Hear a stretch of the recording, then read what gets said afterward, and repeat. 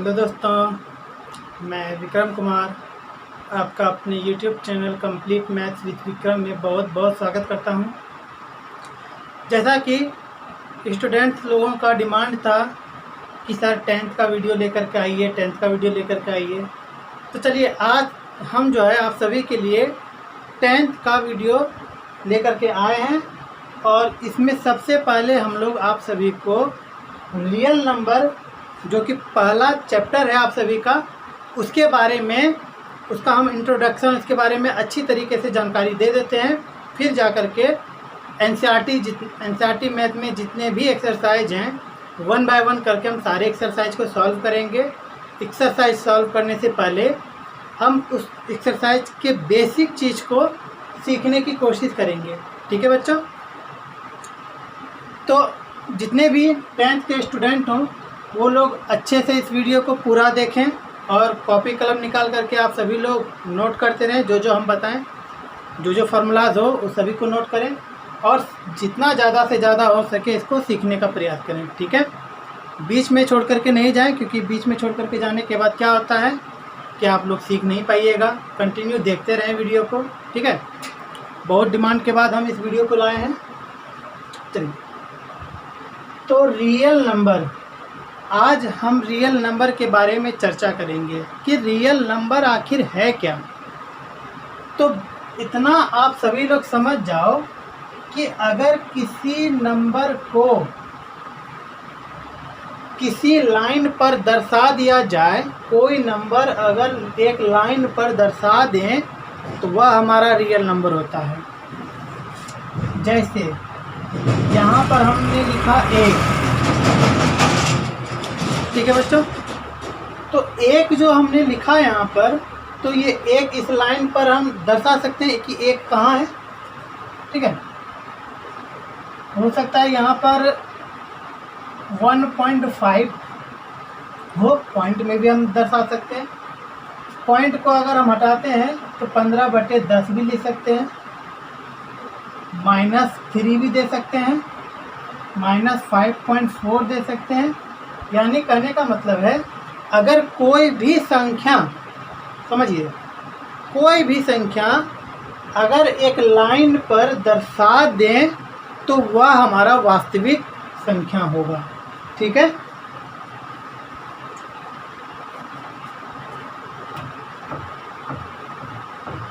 तो आइए बच्चों, वास्तविक संख्या देखिए कौन कौन से वास्तविक संख्या में आते हैं।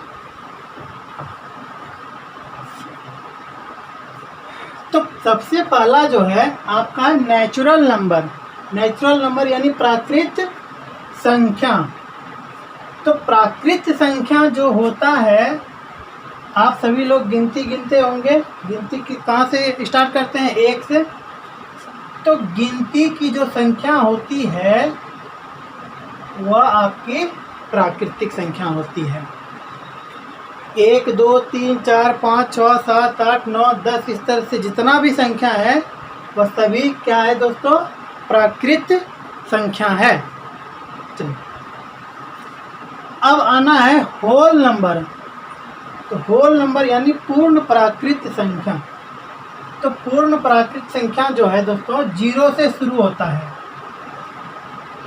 0 से स्टार्ट करते हुए गिनती गिना जाए तो वह हमारा पूर्ण प्राकृत संख्या होगा।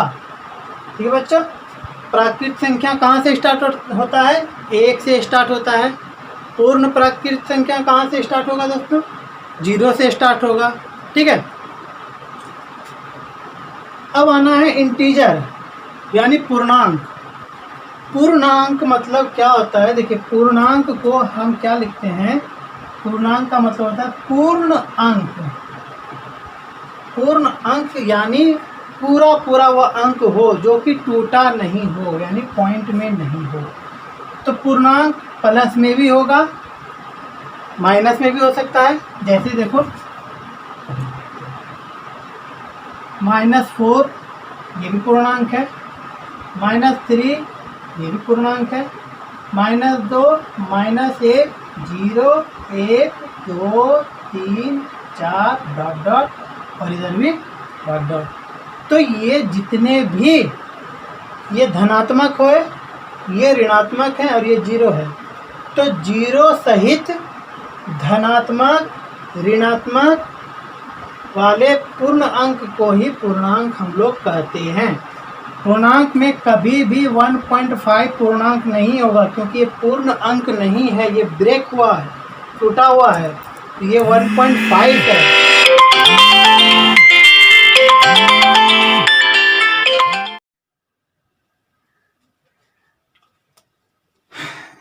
चलिए बच्चों देखो, इंटीजर नंबर जो हमारा होता है पूर्णांक, वह पूर्ण अंक होता है, ठीक है।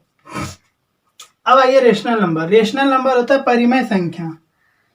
इसमें हम परिमेय संख्या के बारे में भी पढ़ेंगे और अपरिमेय के बारे में भी पढ़ेंगे। तो परिमेय संख्या वह संख्या होती है जो p/q के रूप में लिखी जा सके, जैसे 4/5 -5/3। 1.5 भी देखिए परिमेय संख्या है। कैसे 1.5 को p/q के रूप में लिख सकते हैं? बिल्कुल लिख सकते हैं। पॉइंट हटाएंगे, नीचे 10 आएगा, p/q के रूप में लिखे। 4 ये भी हमारा परिमेय संख्या है। कैसे? किसी के नीचे कुछ रहे ना रहे, एक जरूर रहता है, तो p/q के रूप में भी आ रहा है, ये भी परिमेय संख्या है। तो परिमेय संख्या सीखे। इरेशनल नंबर जो होता है अपरिमेय संख्या, वैसी संख्या जो रूट के अंदर में हो और वह रूट से बाहर नहीं निकल सके, जैसे √3। √3 यह अपरिमेय संख्या है। हम इस चैप्टर में यह भी पढ़ेंगे कि यह अपरिमेय संख्या है कैसे, ठीक है दोस्तों। तो देखो ये √3, √7, √5 ये सारे के सारे अपरिमेय संख्या हैं। तो अब देखें यहाँ पर नेचुरल नंबर देखे, प्राकृतिक संख्या देखे, गिनती की संख्या, होल नंबर देखे, पूर्ण प्राकृतिक संख्या यानी 0 सहित गिनती की संख्या, इंटीजर नंबर देखे, पूर्णांक यानी प्लस धनात्मक और ऋणात्मक, और 0 सहित धनात्मक ऋणात्मक जितनी भी प्राकृतिक संख्या है वह इंटीजर होती है। रेशनल नंबर जो p/q के रूप में हो, और इरेशनल नंबर जो होता है जो कि रूट में हो और रूट से बाहर नहीं निकल सके। तब ये सारे के सारे जो हैं वह रियल नंबर ही हैं, ठीक है बच्चों। जितने भी संख्याएं देख रहे हो, natural number, whole number, integer number, rational number, irrational number, प्राकृतिक संख्या, पूर्ण प्राकृतिक संख्या, पूर्णांक, परिमेय, अपरिमेय, तो ये सारे के सारे जो हैं हमारे वास्तविक संख्या हैं। तो वास्तविक संख्या में कुछ भी मान आ सकता है, ठीक है।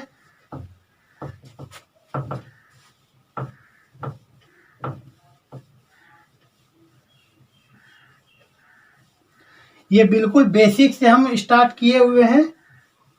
बेसिक हो जाने के बाद हम एनसीईआरटी का चैप्टर शुरू करेंगे।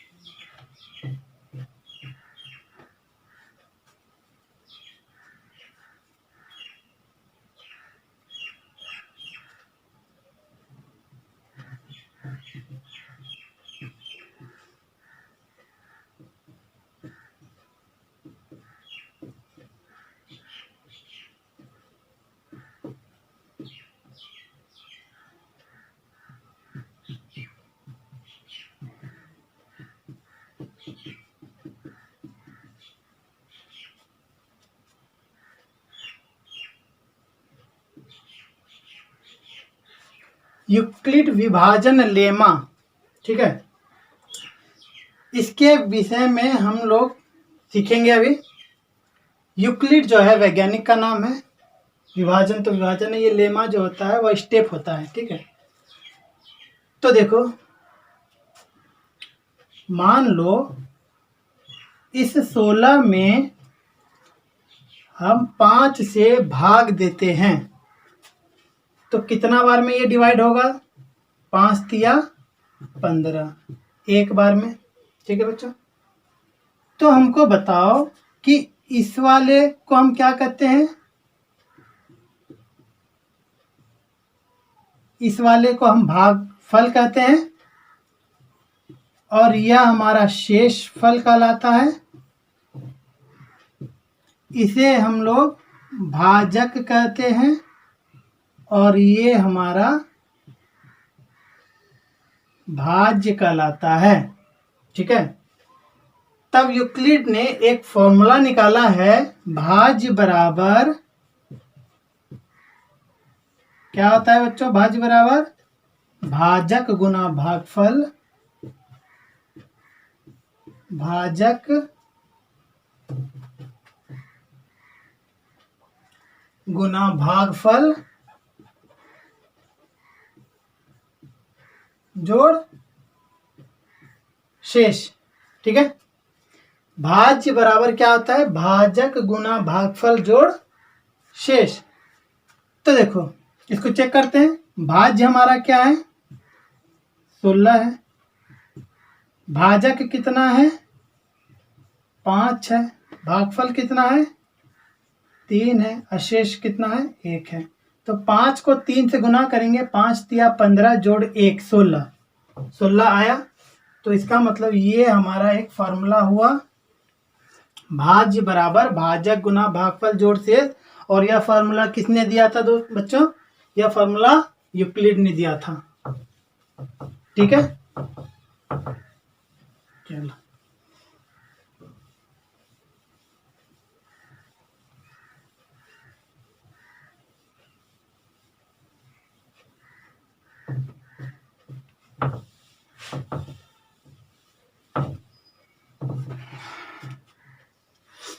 चलो एक चीज और सीखते हैं। देखो 51 में 7 से भाग दें, 7 सत्ते 49 बचा 3। 6 में 47 से भाग देते हैं, 6 सत्ते 42 बचा 5। 8 में 56 से भाग देते हैं, तो 8 सत्ते 56 बचा शेष 0। 9 में 55 से भाग देते हैं, 9 छक्के 54 शेष बचा 1। 12 में 145 से भाग देते हैं, तो 12 का 12 2 5 12 दूना 24 शेषफल 1। ये हम क्यों दे रहे हैं, देखो इसमें गौर करने वाली बात है, सीखना बच्चों, गौर करने वाली बात क्या है, ये जो शेषफल देख रहे हो, ये शेषफल देखो यहाँ पर 0 हो रहा है। ठीक है, 3 यानी 0 है और 0 से बड़ा है। ठीक है, बताओ कभी कहीं भी शेषफल जो है 0 से छोटा होगा, नहीं ना होगा, या तो 0 होगा या 0 से बढ़ेगा। अब ये जो शेषफल है क्या इसके बराबर या इससे बड़ा हो सकता है, ये नहीं होगा कभी भी। ये जो शेषफल है कभी भी इसके बराबर या इससे बड़ा नहीं होगा, ये या तो 0 आ जाएगा या 0 से बड़ा रहेगा, बट इससे हमेशा छोटा होगा। देखो ये भी जो 0 है इससे छोटा है, ये एक जो इससे छोटा है, एक जो इससे छोटा है। तो मेरे कहने का मतलब क्या था, इतना जो हम भाग दिए ये तो सभी जान ही रहे थे, मेरे कहने का मतलब है इसमें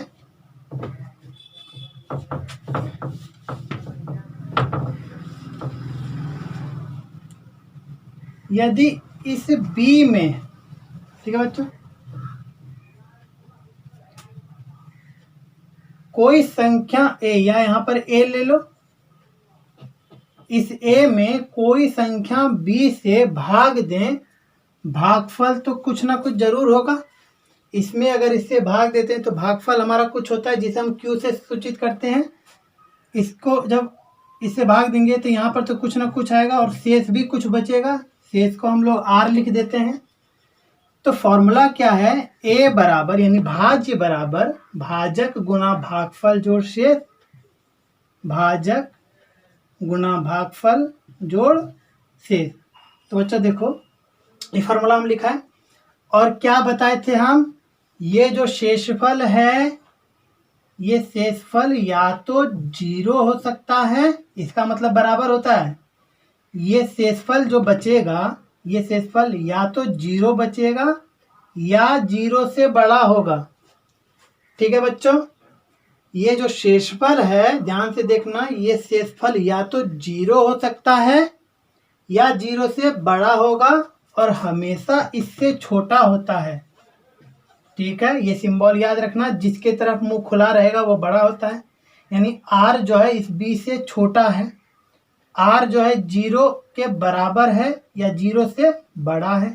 तो शेषफल हमेशा या तो 0 होगा या 0 से बढ़ेगा और हमेशा इस भाजक से छोटा होगा। तो इस कंडीशन को भी ध्यान में रखना बहुत ज़रूरी है। ठीक है बच्चों, ये तो डिवीज़न का फॉर्मूला था चेक करने का, ये जो फॉर्मूला बताया है।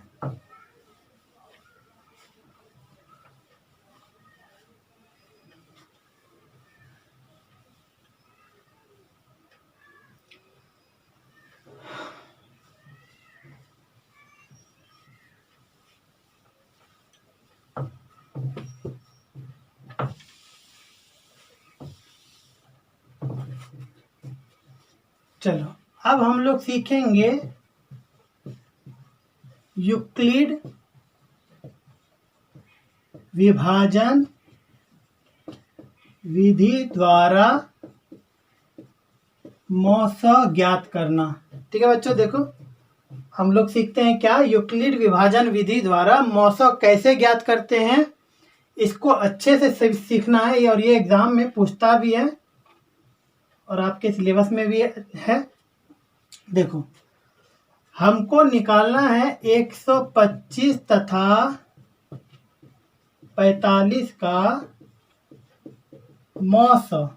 ठीक है, हम एक एग्जाम्पल ले रहे हैं, फिर एग्जाम्पल के बाद जो है हम चैप्टर स्टार्ट करेंगे।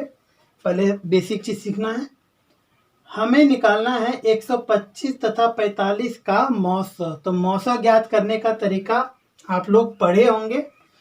ठीक है, एक भाग विधि द्वारा निकालते हैं, एक गुणनखंड विधि द्वारा निकालते हैं। तो चलो भाग विधि द्वारा हम जो मौसा कैसे निकालते हैं पहले वो देखते हैं, फिर इस विभाजन विधि द्वारा देखेंगे।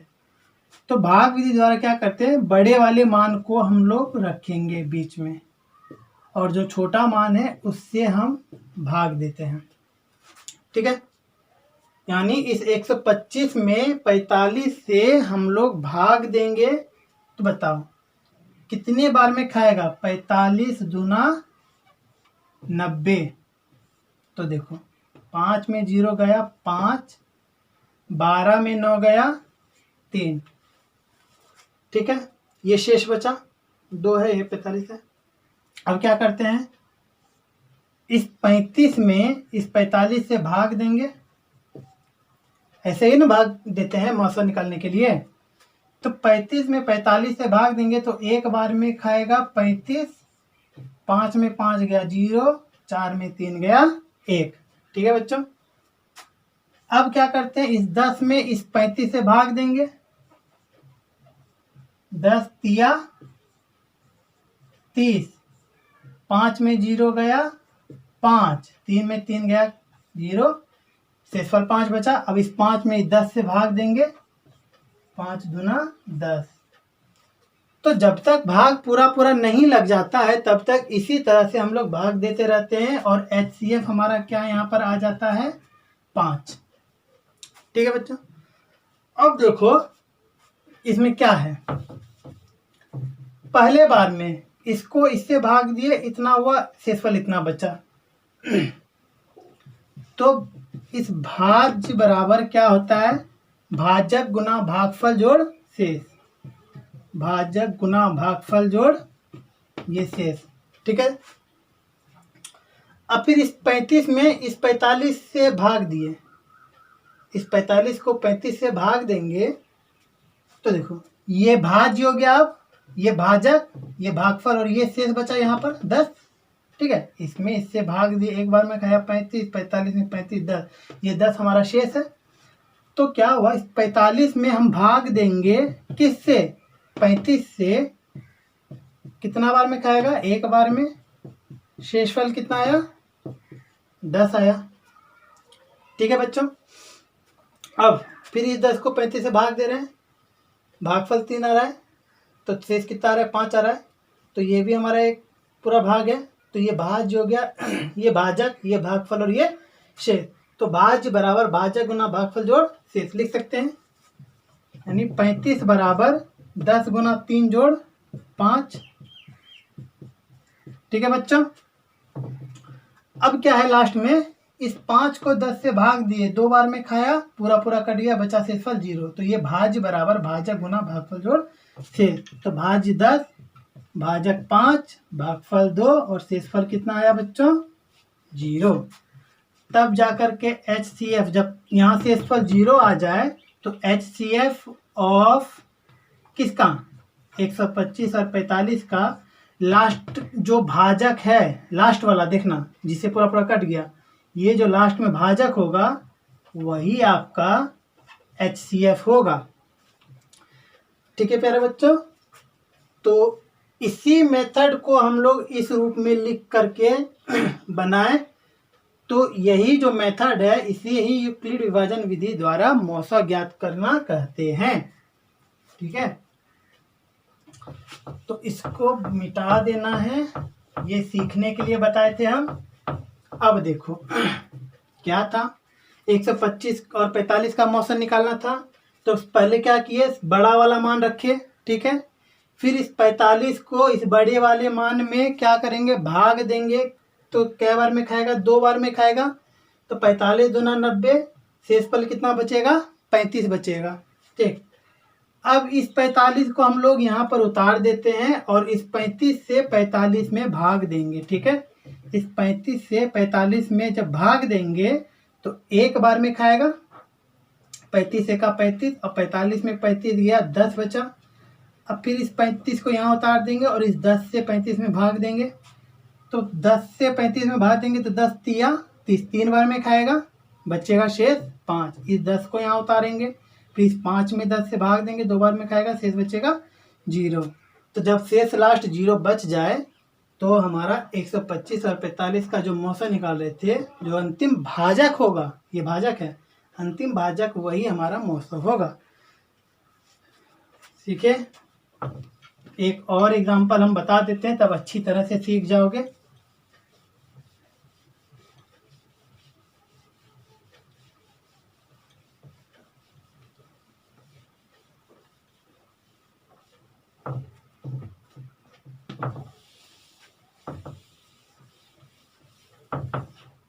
चलो, 240 और